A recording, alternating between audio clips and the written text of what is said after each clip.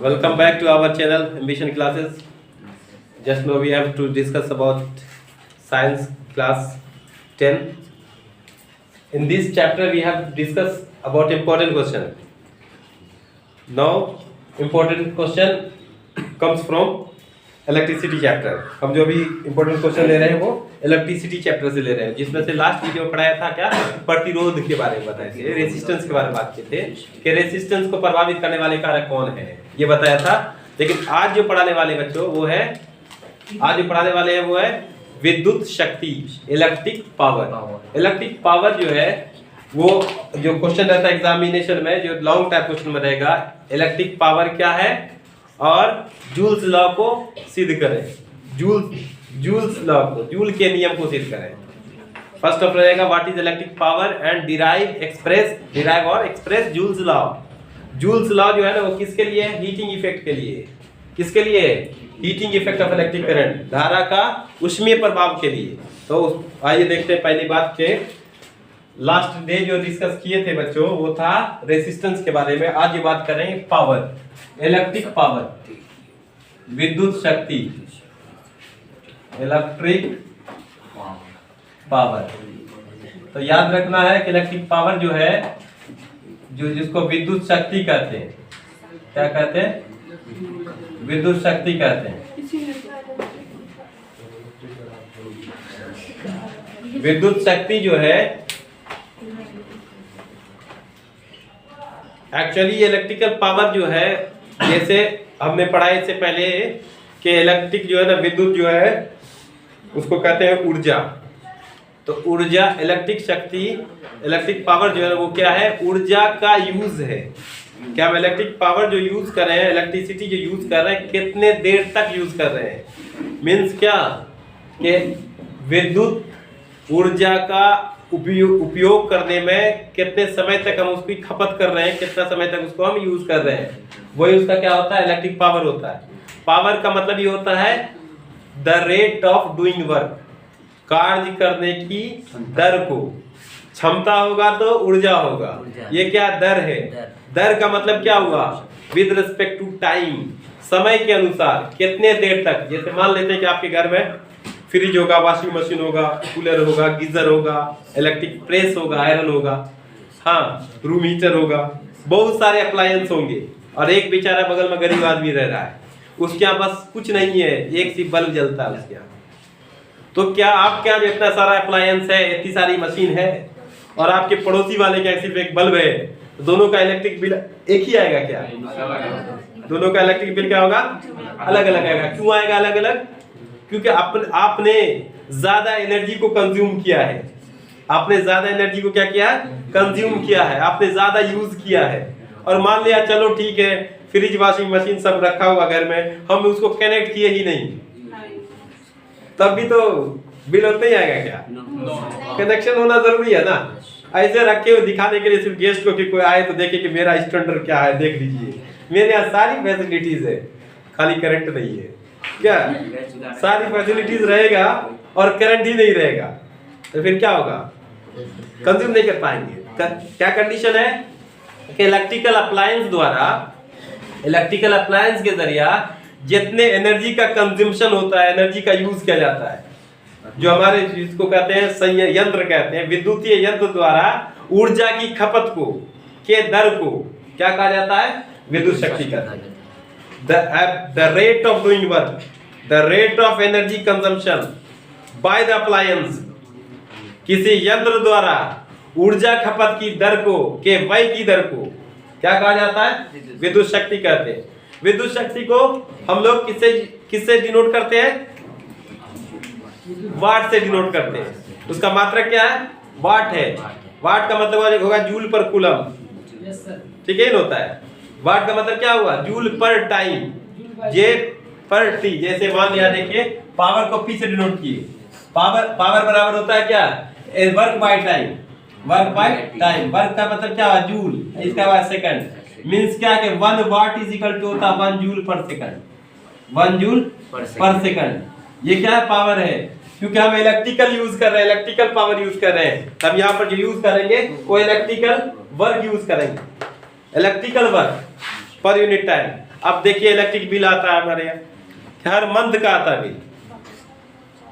अब किसी मंथ में 28 दिन का आया, फरवरी है तो 28 दिन का आ गया, और फिर मार्च आएगा तो 31 दिन का आ जाएगा। तो अलग अलग नंबर ऑफ डेज होगा तो हमारा जो कंजम्पशन का रेट है, उपयोग करने का जो दर है वो अलग अलग होगा। मान लिया हमने क्या किया कि अपने रूम में लाइट ऑन करके, सिर्फ लाइट बल्ब ऑन करके छोड़ दिया, 1 महीना बाद उसको खोले, तो जो बल्ब जितना देर तक करंट उससे सप्लाई हुआ होगा उतना ही ना बिजली का बिल आएगा, राइट। तो हम जितना यूज करेंगे उतनी इलेक्ट्रिसिटी का क्या होगा, उतना बिल आएगा। बिल आने का मतलब क्या होगा, उतना हमने एनर्जी को कंज्यूम किया है, एनर्जी को उतना यूज किया है। तो इलेक्ट्रिकल पावर समझे कि किसी यंत्र द्वारा विद्युत ऊर्जा को उपयोग करने की दर को क्या कहते हैं, विद्युत शक्ति कहते हैं। The rate of energy consumption by the appliance is called electric power. Power बराबर होता है, एक होता है ये वाला फार्मूला, एक फार्मूला होता है P इक्वल टू होता है V cross I। P equal to V cross I मतलब क्या, जिसको कहते हैं विभव, विभव या विभवांतर, विभव कहिए या विभवांतर कहिए। ये क्या है, धारा, धारा विभवांतर के गुणनफल को क्या कहते हैं, शक्ति कहते हैं। अब यहाँ पर से क्वेश्चन किस तरह का रहता है, ऑब्जेक्टिव का देखिए, P equal to V equal to I R होता है, ओम के लॉ से हो जाएगा I इंटू R, और पहले से I यहाँ है तो क्या होगा I स्क्वायर R, ठीक। एक तो ये होगा, एक फार्मूला ये होगा। दूसरा फार्मूला हम फिर से यहाँ करेंगे, I V इंटू I, और ओम्स के लॉ से V equal to I R, I बराबर क्या होगा V बाय R, तो I की जगह क्या रखेंगे, V बाय R रखेंगे, तो क्या जाएगा V square by R, V square by R। तो देखना है फार्मूला ये भी सही है, फार्मूला ये भी सही है, और फार्मूला ये भी सही है। एग्जाम में ऑप्शन कैसा पूछता है, क्वेश्चन कैसा पूछता है, निम्न में से पावर कौन है, निम्न में से पावर का सूत्र कौन सा नहीं है, देखना है, क्वेश्चन को सही से पढ़ना है। ये भी कंफ्यूज हो जाता है। बच्चे ने देखा क्या, V square by R, B में देखा V क्रॉस I, C में देखा क्या V I स्क्वायर R, और C में देखा क्या V बाय I। अब देखा सर तो पढ़ाए थे यही वाला सही था, सर पढ़ाए थे ये वाला सही था, हाँ देखे आगे नहीं कि क्या, बस इसको ठीक कर दिया और आगे बढ़ गए। क्वेश्चन में लिखा था इनमें से कौन सा पावर नहीं है, कौन सा, which is not electric power, इनमें से कौन नहीं है, तो कौन नहीं होगा, तो ये नहीं है। तो देखिए ये सही होने के बाद भी गलत है, ये सही होने के बाद भी गलत है, ये सही होने के बाद भी गलत है। तो सही कौन है, क्योंकि यहाँ नहीं पूछ रहा है इसलिए गलत वाला सही है। कभी कभी गलत आदमी भी सही हो जाते हैं, ठीक है, कभी कभी गलत आदमी भी सही माने जाते हैं, माने जाते हैं, होते नहीं है, ठीक है। यहाँ पर क्या है, ये भी क्या बच्चों, ये राइट आंसर ये होगा। अब अगर सपोज करो क्वेश्चन ऐसा ना रहे, क्वेश्चन ऐसा रहे कि इनमें से सही उत्तर कौन है, तो इसमें से लिखा रहेगा सभी, ठीक है। इनमें से कौन सा उत्तर सही है, तो क्या होगा, ऑल होगा। क्यों ऑल होगा, ये भी सही है, ये भी सही है, ये भी सही है, और ये कह रहा है कि सब सही है। तो कौन सा ऑप्शन पर क्लिक करेंगे, डी वाले पर क्लिक करेंगे। आप डबल सी लिखा गया है, ठीक है, इसलिए डी वाला ऑप्शन क्या होगा, राइट ऑप्शन होगा। तो देखिए हम सब्जेक्टिव से चले ऑब्जेक्टिव पर चले आए, मतलब देख लीजिए अब कहाँ लोग आगे बढ़ता, मैं पीछे जा रहा हूँ। पीछे इसलिए जा रहा हूँ क्योंकि आपका जो क्वेश्चन है ऑब्जेक्टिव वाला ये सटीक है, इसमें से एग्जामिनर मार्क्स नहीं कट करेगा। ऑब्जेक्टिव में से मार्क्स कट नहीं होगा, लेकिन सब्जेक्टिव में से मार्क्स कट होगा, क्योंकि हो सकता है कि आपकी राइटिंग बहुत जबरदस्त हो, ठीक है, इतना जबरदस्त हो कि एग्जामिनर गुस्सा होकर के आपको मार्क्स कम डाल दे। मतलब 3 मार्क्स 6 मार्क्स का 5 मार्क्स का होगा तो 2 मार्क्स मिलेगा। सब्जेक्टिव में मार्क्स कट सकता है बट ऑब्जेक्टिव मार्क्स कटेगा नहीं। चलिए मेन पॉइंट पर आते हैं। मेन पॉइंट कहता क्या है, कहता क्या है, इलेक्ट्रिक पावर जो है, इलेक्ट्रिक जो शक्ति है, ये शक्ति क्या है बता दिए, शक्ति के बारे में लिख देंगे। पहले लिखेंगे कैसे एग्जाम में वो देखेंगे, एग्जाम में पॉइंट आउट करके लिखेंगे। क्या लिखेंगे, किसी, हम यहाँ हिंदी लिखते हैं, इंग्लिश में भी लिख सकते हैं, कोई बात नहीं है। आप किसी यंत्र द्वारा प्रति इकाई समय में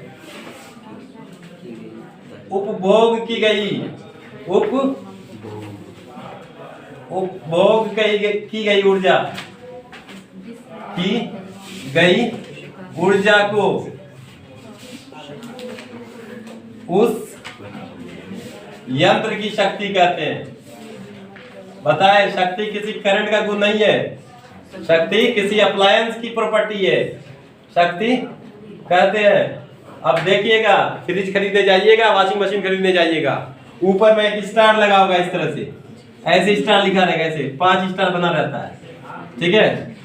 लोग समझेंगे, लगता है कि 5 स्टार होटल में जाने का वो अलाउ कर रहा, नहीं, उसमें से तीन को ये फुल किया रहता है, फिल किया हुआ रहता है। अगर मान लिया 3 को फिल किया रहता है तो इसकी कीमत, सपोज करते हैं कि इसकी कीमत 20,000 रुपये है, ठीक है। और अगला जो जा रहे हैं उसमें 4 स्टार को क्या किए हुए, फिल किए हुए, तो उसकी कीमत 22,000 रुपये है, ठीक है। और 5 स्टार को उसने क्या किया, फिल किए हुए, तो उसकी कीमत सीधे 25,000 रुपये है। अरे स्टार को फिल किया तो कीमत क्यों बढ़ गया यार, क्या मतलब है इसका? याद रखना है कि जितने स्टार को फिल किया हुआ है, अगर ज्यादा स्टार को फिल किया है, अगर तीनों को हम जोड़ेंगे किससे, करंट से, तो सबसे कम एनर्जी अगर कंज्यूम करेगा तो जिसमें ज्यादा स्टार लगा होगा, समझ गए। 5 स्टार वाला ज्यादा, मतलब कि बहुत कम इलेक्ट्रिक करंट को क्या करेगा, कंज्यूम करेगा, इसलिए क्या होगा, हमारा बिल कम आएगा।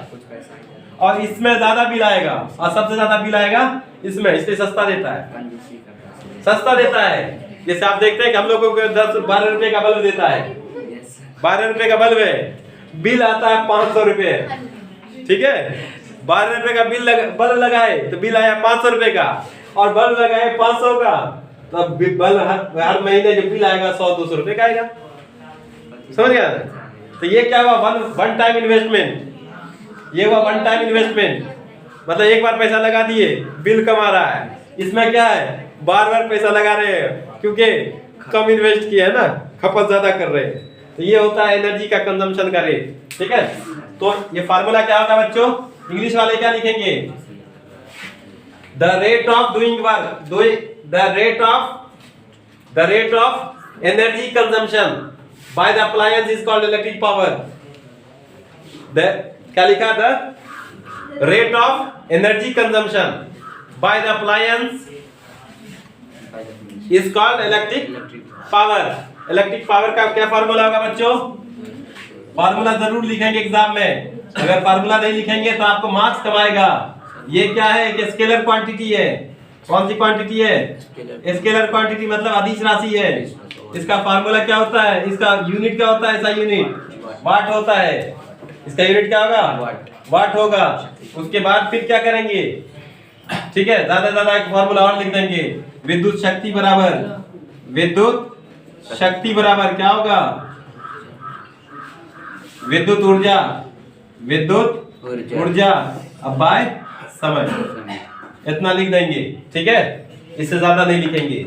आप देखेंगे क्या क्वेश्चन, जब सब्जेक्टिव 5 नंबर का क्वेश्चन पूछता है तो 2 क्वेश्चन को मिला करके पूछता है, ये एक उसका पार्ट होगा, विद्युत शक्ति है तो इतना लिखेंगे, ठीक है। और भी ज्यादा लिख सकते हैं, और भी लिख सकते हैं, इसको ओम्स के लॉ को बदल करके लिखेंगे, अकॉर्डिंग टू ओम्स लॉ, ओम के नियम के अनुसार, ओम के नियम के अनुसार क्या होगा, V = IR। जब ये वैल्यू यहाँ पर रखेंगे तो P बराबर हो जाएगा क्या, V² × R। एक फार्मूला ये हो गया हमारा, फार्मूले से फार्मूला क्या कर सकते हैं, निकाल सकते हैं, जोड़ सकते हैं। आई बात समझ में। एक क्वेश्चन यहाँ से ऑब्जेक्टिव इस तरह का भी रहता है कि किसी बल्ब पर 100 वाट और 220 अंकित है। किसी बल्ब पर जो मार्क किया रहता है, किसी बल्ब पर क्या मार्क किया रहता है, 100 वाट और 220 वोल्ट अंकित है। इसका क्या तात्पर्य है, इसका क्या मतलब है, तो ये देखेंगे क्या कि जब कभी 100 वाट के बल्ब को, ठीक है, मतलब क्या होगा, जब कभी 220 वोल्ट पर विभव क्या होगा, 220 वोल्ट, जब कभी बल्ब को 220 वोल्ट पर लाते हैं, उसके द्वारा जो शक्ति है कितना होगा, 100 वाट। वो शक्ति कितना कंज्यूम करेगा, एनर्जी 100 वाट एनर्जी कंज्यूम करेगा।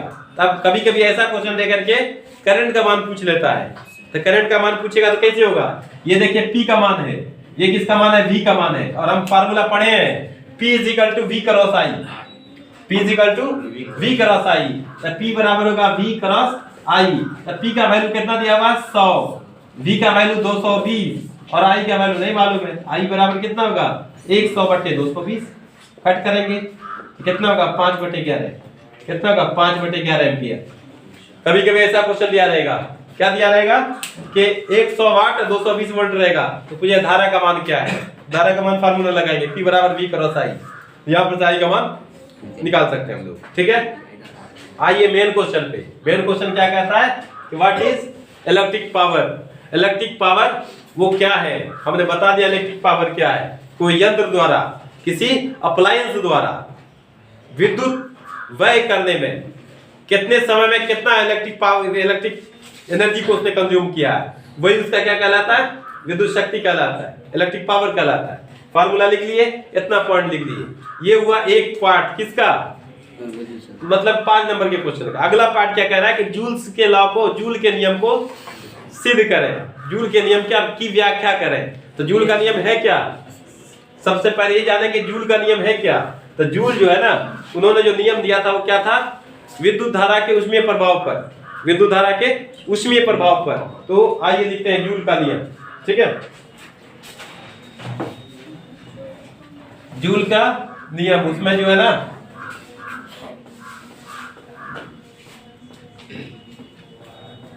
जाकर के वीडियो में देखेंगे आप लोग, ठीक है। यहाँ आप इसलिए इसको कर रहे हैं क्योंकि टाइम का थोड़ा सा कमी है। क्या है जूल का नियम,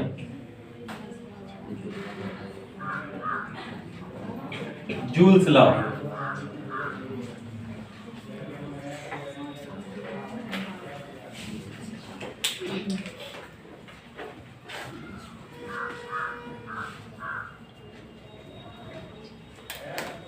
जूल्स लॉ जो है वो कौन से प्रभाव पर आधारित है, विद्युत धारा के ऊष्मीय प्रभाव पर, विद्युत धारा के ऊष्मीय प्रभाव पर। इसको कहते हैं heating effect of electric current. Electric current heating effect का मतलब क्या, जब कभी किसी अप्लायंस को, जब किसी यंत्र को हम करंट से जोड़ते हैं तो गर्म हो जाता है। जैसे बल्ब को देखे, बल्ब को जोड़े किससे, करंट से, तो क्या होगा, बल्ब कुछ देर के बाद गर्म हो जाता है। चार्जर को जोड़े, गर्म हो गया। मोबाइल फोन गर्म हो जाता है, इन्वर्टर गर्म हो जाता है, ठीक है। स्टेबलाइजर वो गर्म हो जाता है। इवन के जितना सारा अप्लायंस है वो सब चलते चलते क्या हो गया, गर्म हो गया। तो जूल ने क्या कहा था, जूल ने जो नियम दिया था वो क्या था, वो था पहला नियम, क्या, धारा का नियम, लॉ ऑफ करंट, धारा का नियम, लॉ ऑफ करंट। पहला नियम उसने क्या दिया था, हीट जो है ना आई स्क्वायर के, धारा के वर्ग के समानुपाती होता है। हीट जो है ना, उत्पन्न ऊष्मा, जब कभी किसी चालक से विद्युत धारा प्रवाहित की जाती है तो चालक गर्म हो जाता है। इसी प्रभाव को विद्युत धारा का उसमें प्रभाव कहते हैं। Whenever there is flow of current through passing through a conductor, it will heated। ये क्या हो जाएगा, ये गर्म हो जाएगा। इसी प्रभाव को क्या कहते हैं, heating effect of electric current, विद्युत धारा का ऊष्मीय प्रभाव। ये कितना होगा, कितना गर्म होगा, वो डिपेंड करेगा कि कितना धारा प्रवाह कर रहे हैं। धारा ज्यादा होगा तो ज्यादा गर्म होगा, कम धारा होगा तो कम गर्म होगा। ये पहला नियम है। दूसरा नियम उनका क्या था, प्रतिरोध का नियम। क्या होता है, प्रतिरोध का नियम, लॉ ऑफ रेजिस्टेंस। क्या कहते हैं इसको, law of resistance. Law of resistance के बेसिस पर H जो है ना वो समानुपाती होगा किसके, R के। H समानुपाती होगा R के। H क्या है, हीट है, उत्पन्न ऊष्मा है। कितना हीट होगा वो डिपेंड करेगा प्रतिरोध कितना है। ज्यादा प्रतिरोध होगा ज्यादा गर्म होगा, कम प्रतिरोध होगा कम गर्म होगा, ठीक। फिर ये बताए थे कि प्रतिरोध क्यों उत्पन्न होता है। तो किसी चालक के अंदर जो मुक्त इलेक्ट्रॉन होता है ना, कोई चालक है, कंडक्टर है, इसके अंदर करंट दिए, इसके अंदर का जो फ्री इलेक्ट्रॉन है क्या होता है, ऐसे रैंडमली इधर उधर मूव करता है, तो आपस में टक्कर आता है। टक्कर के कारण क्या हुआ, कुछ इलेक्ट्रॉन साइड हो गया, ठीक है, और आने वाले इलेक्ट्रॉन का क्या करेगा, बाधा उत्पन्न करेगा, और ये इसी वजह से क्या होगा, विरोध करेगा, चलने का विरोध करेगा। तो मेन बात है, बोलेंगे क्या कि ये प्रतिरोध कहां से उत्पन्न होता है, तो मुक्त इलेक्ट्रॉन के टक्कर से, मुक्त इलेक्ट्रॉन के टक्कर से प्रतिरोध उत्पन्न होता है, और यही प्रतिरोध हीट उत्पन्न करता है। यही प्रतिरोध क्या करता है? हीट उत्पन्न होता है। जितना प्रतिरोध रहेगा उतना हीट रहेगा, कम प्रतिरोध रहेगा कम हीट रहेगा। ठीक। तीसरा देखिए, तीसरा है लॉ ऑफ टाइम, समय का नियम। जान ही रहे थे ये जेम्स प्रेस्कॉट जूल, ये समय कितना इंपॉर्टेंट है, समय का नियम। आप लोगों के पास भी समय का बहुत अच्छा नियम होगा। ठीक है, टाइम कम है तो ज्यादा खेलते नहीं होंगे। ठीक है, टाइम जब खूब रहा होगा तो खूब खेल रहे होंगे। वैसे जूल ने भी कहा क्या कि ज्यादा समय के लिए अगर धारा प्रवाहित करेंगे, ज्यादा समय के लिए प्रवाहित करेंगे धारा तो ज्यादा गर्म होगा, कम समय के लिए करेंगे तो कम होगा। ठीक है, आई बात समझ में? जैसे आप पर है, प्रेशर खूब था, अभी खूब है क्योंकि टाइम कम है। अब प्रेशर अभी खूब ज्यादा है, अभी टाइम भी कम है। ठीक है, जब आपके पास छोड़ दिया था, नहीं खोलो आराम से, कोई बात नहीं, टाइम तब बहुत रहता है। तो यहाँ पर क्या हीट और टाइम के बीच रिलेशन है? क्या टाइम खूब ज्यादा है थोड़े समय के लिए। ये मान लिया आपके प्रेस होगा, कपड़ा पे प्रेस देने वाला, उसको करंट से जोड़ दीजिए और हल्का सा 1 सेकंड के लिए ऑन करिए, फिर ऑफ कर दीजिए। अब छू के देखिए गर्म होगा कि नहीं होगा? गर्म नहीं। फिर इसको 2 सेकंड के लिए करिए, गर्म हो, थोड़ा उससे ज्यादा होगा। 3 सेकंड के लिए करिए और होगा, 4 सेकंड के लिए करिए और होगा। मीन्स क्या, जितना समय दे रहे हैं उतना वो क्या हो रहा है? हीट हो रहा है, गर्म हो रहा है।